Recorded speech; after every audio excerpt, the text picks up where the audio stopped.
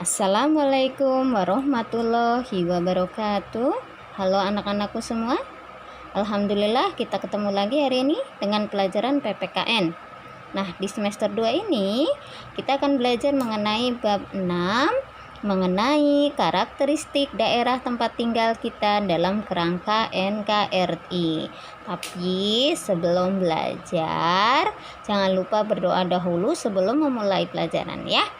Nah, di bab 6 sendiri, Ibu akan membagi video pembelajaran menjadi 3 sub, yaitu sub pertama tentang semangat persatuan dan kesatuan dalam bingkai Negara Kesatuan Republik Indonesia.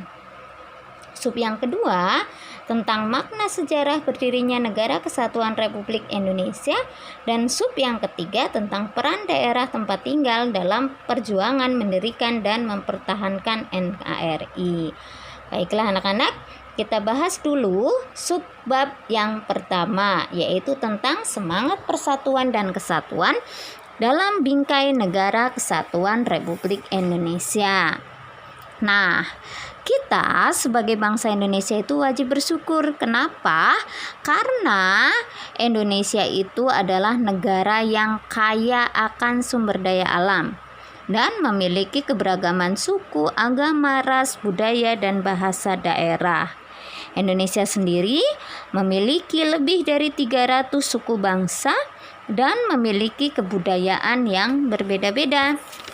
Bisa dikatakan bahwa Indonesia adalah salah satu negara dengan tingkat keanekaragaman dan heterogenitas yang tinggi. Potret kebudayaan di Indonesia lengkap dan bervariasi. Hal inilah yang membuat setiap warga negara Indonesia harus menjaga persatuan dan kesatuan demi utuhnya negara dan bangsa. Indonesia terbentang dari Sabang sampai Merauke. Luas wilayah Indonesia sendiri itu kurang lebih sekitar 5.193.250 km persegi. Mencangkup wilayah daratan dan lautan. Nah, jumlah pulau di Indonesia ada berapa? Nah, jumlah pulau di Indonesia itu lebih dari 17.000 pulau. Wilayah Indonesia itu terdiri atas 34 provinsi. Nah, nama-nama provinsinya bisa kalian lihat di internet, bisa kalian searching ya. Nah, Indonesia memiliki letak yang sangat strategis, yaitu di antara 2 samudra dan 2 benua. Nah, 2 samudra terdiri atas Samudra Pasifik dan Samudra Hindia, dan 2 benua yaitu benua Asia dan benua Australia.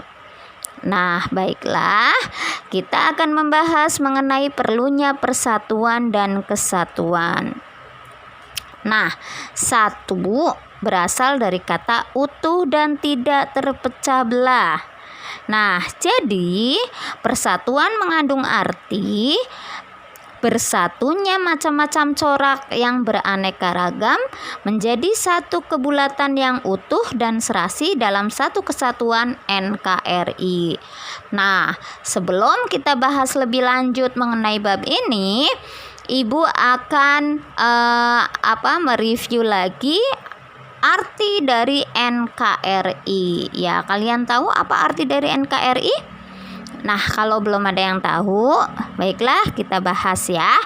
NKRI itu singkatannya adalah N-nya adalah negara, K itu kesatuan, R itu republik, dan I-nya adalah Indonesia. Jadi singkatan dari NKRI adalah Negara Kesatuan Republik Indonesia.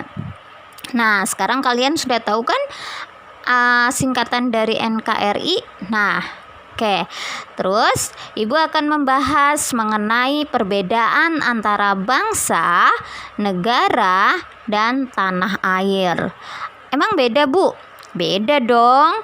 Ya, bangsa, negara, dan tanah air mempunyai arti yang berbeda. Baiklah, Ibu akan bahas satu-satu ya. Apa arti bangsa? Bangsa adalah orang-orang yang memiliki persamaan latar belakang sejarah, pengalaman, dan perjuangan dalam mencapai hasrat untuk bersatu dalam cita-cita yang sama. Nah, itu adalah arti dari bangsa. Nah, yang kedua, arti dari negara.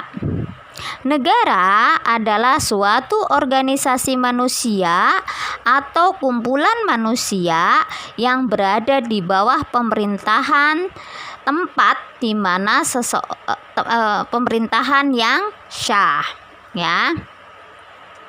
Nah, sedangkan tanah air adalah tempat di mana seseorang dilahirkan, hidup, dan memperoleh kehidupan dan akhirnya meninggal dunia. Nah, itu adalah perbedaan antara bangsa, negara, dan tanah air. Nah, sikap yang bisa mempererat persatuan dan kesatuan itu apa? Sikap yang bisa mempererat persatuan dan kesatuan adalah: 1, kalian harus berbicara yang baik. 2, jujur, amanah, saling percaya. Yang 3, sabar, berani, dan mengalah. Nah, persatuan dan kesatuan mempunyai manfaat yang luar biasa besar. Seperti pepatah yang mengatakan bahwa bersatu kita teguh, bercerai kita runtuh. Nah, bangsa Indonesia bisa mencapai kemerdekaan karena adanya persatuan dan kesatuan. Kalau persatuan dan kesatuan tidak terwujud, maka akan terjadi pertengkaran antar warga, permusuhan antar kelompok, tawuran pelajar, kecemburuan sosial, dan sebagainya. Nah, persatuan dan kesatuan juga mempunyai beberapa prinsip. Prinsip yang pertama adalah prinsip Bhinneka Tunggal Ika. Prinsip yang kedua adalah prinsip nasionalisme Indonesia. Prinsip yang ketiga adalah prinsip kebebasan yang bertanggung jawab. Prinsip keempat, wawasan Nusantara. Prinsip yang kelima yaitu persatuan membangun untuk mewujudkan cita-cita reformasi. Nah, dengan adanya persatuan dan kesatuan, maka negara Indonesia akan semakin kuat. Nah, itu adalah penjelasan Ibu kali ini mengenai persatuan dan kesatuan. Ya, seperti biasa, sebelum Ibu menutup video ini, maka Ibu akan memberikan beberapa pertanyaan yang wajib kalian jawab. Kalian boleh menjawab di kertas, kemudian difoto, kemudian masukin ke Google Classroom, atau kalian juga bisa menjawab di kolom komentar, ya. Nah, soalnya akan Ibu tampilkan setelah video ini, ya. Terima kasih untuk hari ini, dan terima kasih juga sudah menonton video pembelajaran Ibu kali ini, ya. Ketemu lagi minggu depan, ya. Wassalamualaikum warahmatullahi wabarakatuh. Berikut soal hari ini, silahkan ditulis soalnya, disalin di buku tulis, dan dikerjakan di Google Classroom atau di kolom komentar.